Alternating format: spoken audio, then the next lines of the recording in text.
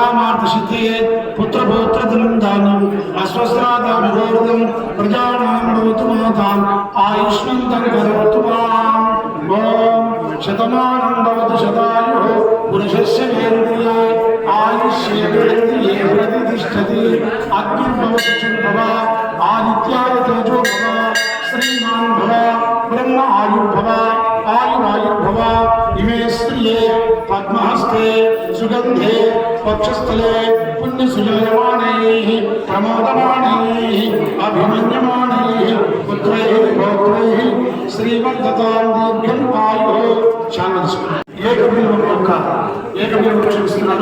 వారికి స్వాగతం మహబూబ్ నగర్ జిల్లాలో జాగృతి జనం బాట రెండవ రోజు కార్యక్రమం సాగుతూ ఉంది.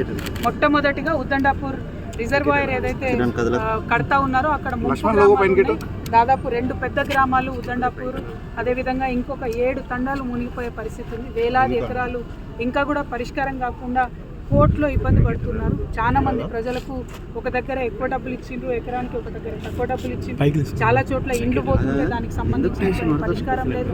ఇంకా కొన్ని చోట్ల 18 సంవత్సరాలు నిండినటువంటి వారికి డబ్బులు రానటువంటి సమస్యలు, ఇట్లా రకరకాల సమస్యలు ఉన్నాయి. కాబట్టి అక్కడ పోయి చూసి ప్రజలతో ఇంటరాక్ట్ అయ్యి వచ్చినాం. దీని మీద ఖచ్చితంగా మళ్ళీ రేపు మధ్యాహ్నం ఒకసారి మహబూబ్ నగర్లో ప్రెస్ మీట్ పెట్టడం జరుగుతుంది. తర్వాత కంటిన్యూస్గా ఈ డిసెంబర్ 9 లోపల ఉద్దండాపూర్ రిజర్వాయర్ ప్రజల సమస్యలు పరిష్కారం కాకపోతే కార్యాచరణ పెద్ద ఎత్తున తీసుకుంటాం జాగృతి నుండి. దాని పరిష్కారం కోసం చిత్తశుద్ధితో ప్రయత్నం చేస్తాం. Thank you. జై తెలంగాణ. ప్లీజ్ ప్లీజ్ సైడ్కి రా కిరణ్. లక్ష్మణ్ లో పెట్టు స్వామి ఒక్కసారి ఇక్కడ చూడండి. जय बोलो स्पर्शवेदीश्वर भगवान की जय, श्रेष्ठ महाराज की जय, हनुमान महाराज की जय. స్పర్శవేదీశ్వర స్వామి ఆలయంలో ఇంత ఘనంగా స్వాగతం పలికినటువంటి గౌరవ కమిటీ సభ్యులందరికీ, అర్చక స్వాములందరికీ, గ్రామస్తులందరికీ హృదయపూర్వకంగా పేరు పేరున నమస్కారాలు తెలియజేస్తున్నాను. మా అక్క చెల్లెళ్ళు మంగళారతులు ఇచ్చి బొట్టు పెట్టి ఇంటి ఆడబిడ్డలాగా స్వాగతం పలికినందుకు ప్రత్యేక ధన్యవాదాలు తెలియజేస్తున్నాను. మరి ఇక్కడ స్వామివారిని దర్శించుకుంటే 1,000 ఆలయాలను దర్శించుకున్న పుణ్యం వస్తుంది అంటున్నారు. పైగా స్వామివారిని ఎవరు ముట్టుకున్నా వాళ్ళు బంగారం అయిపోతారని కూడా చెప్తున్నారు. సో మన తెలంగాణ కూడా అట్లనే బంగారుమయం కావాలని చెప్పి పూర్తిగా కోరుకుంటూ అర్చక స్వాముల ఆశీర్వాదాలతోని తప్పకుండా ఈ ఆలయ అభివృద్ధితోని స్వామివారి దయతోని నా వంతుగా కాంట్రిబ్యూషన్ ఉంటుందని కూడా ఈ సందర్భంగా తెలియజేస్తూ, మరి దుర్గబీ నది పక్కన ఇక్కడ మీనాంబరం నది అని అంటారు. ఈ నదిని కూడా మరి ఇంత మంచి చక్కటి నది రాంగా నిజంగా ఆలోచించుకుంటూ వచ్చిన నేను, చేపలు ఎక్కడన్నా ఆకాశాన్ని అంటుతాయా అని, ఇక్కడ అంటుతాయని తెలుస్తుంది. మహబూబ్ నగర్ వాళ్ళు తలుసుకుంటే ఏదైనా చేస్తారని తెలవడానికి ఈ మీనాంబరమే బెస్ట్ ఎగ్జాంపుల్ అని తెలియజేస్తూ, మరి ఇక్కడ మంచి జరగాలి, ప్రజలందరూ బాగుండాలని కోరుకుంటూ సెలవు. జై తెలంగాణ. పరశవేదేశ్వర స్వామికి, పరశవేదేశ్వర స్వామికి. మరియు ఇక్కడికి గుడి గోళ్ళ గుడి, ఈ గుడి మరి ఆ గుళ్ళ యాదవ స్త్రీలు ఇనుప బిందెలు తెచ్చి ఇక్కడ నదిలో ఆ ఇనుప బిందెలతో నీరు తెచ్చి స్వామికి అభిషేకించి అర్చించి ఆరాధించిన తర్వాత ఆ యొక్క ఇనుప బిందెలు స్వామికి స్పర్శ అంటే తాకడం, తాకిస్తే అవి బంగారు బిందెలు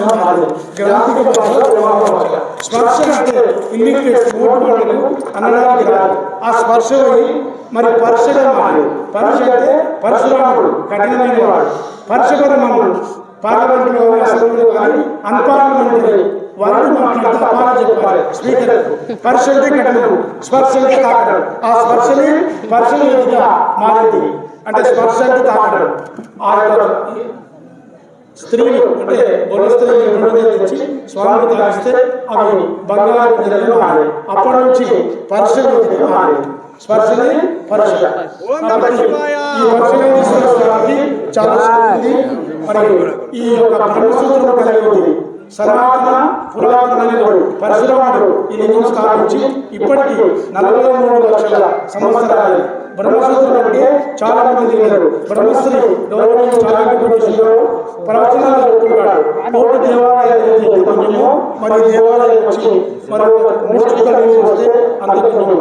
కోటి జన్మల తర్వాత శివారాధన చేస్తే అంత పుణ్యం. ఈ బ్రహ్మసూత్రం మన అదృష్టం. జై గురు స్పర్శ భగవానికి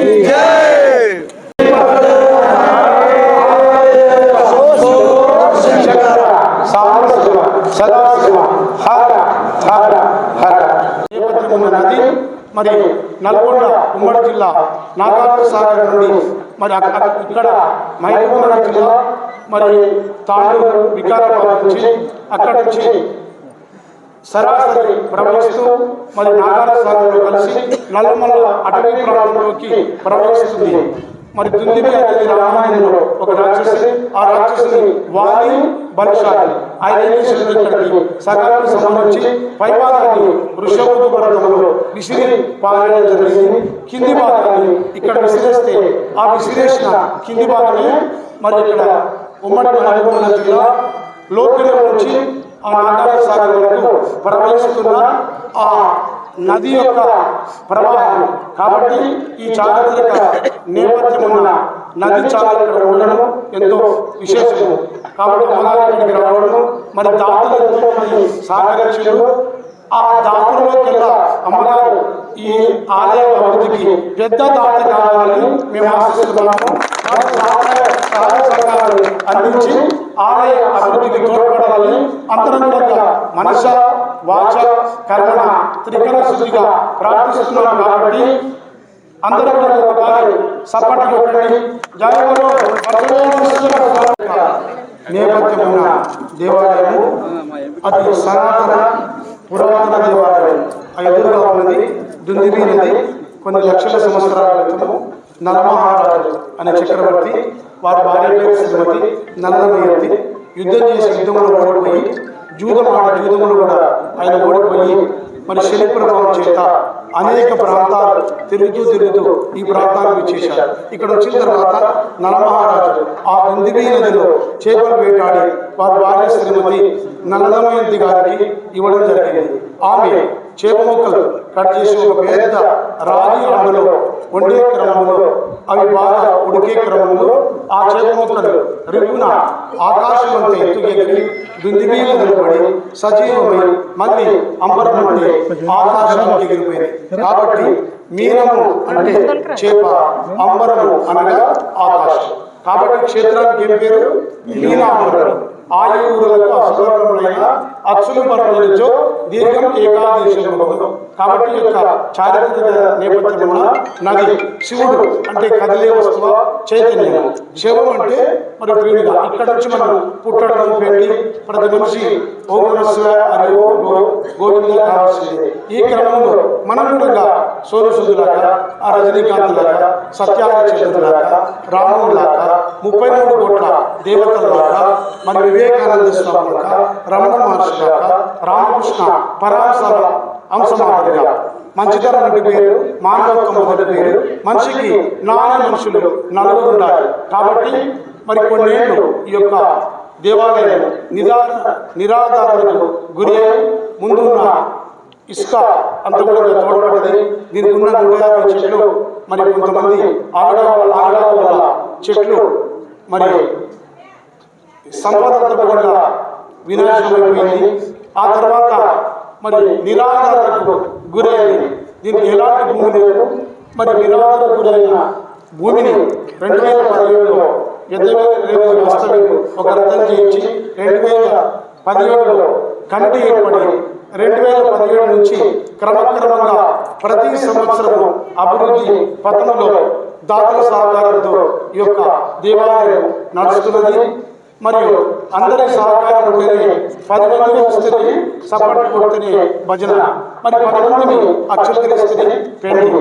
కాబట్టి ప్రజాస్వామ్య వ్యవస్థలో అందరి పాత్ర ఉండాలి. కాబట్టి ఇక్కడ కూడా దేవాలయంలో తెలంగాణ రాష్ట్ర సమితి అధ్యక్షురాలు శ్రీ కవితమ్మ గారు వచ్చేశారు. వారికి అధ్యక్షురాలు కవితమ్మ గారు వచ్చేసిన వారికి స్వాగతం. కమిటీ తరఫున మరి ఆలయ అర్చకుల తరఫున సిబ్బంది తరఫున స్వాగతం, సుస్వాగతం. అందరూ సపోర్ట్ హర్షవర్ధన్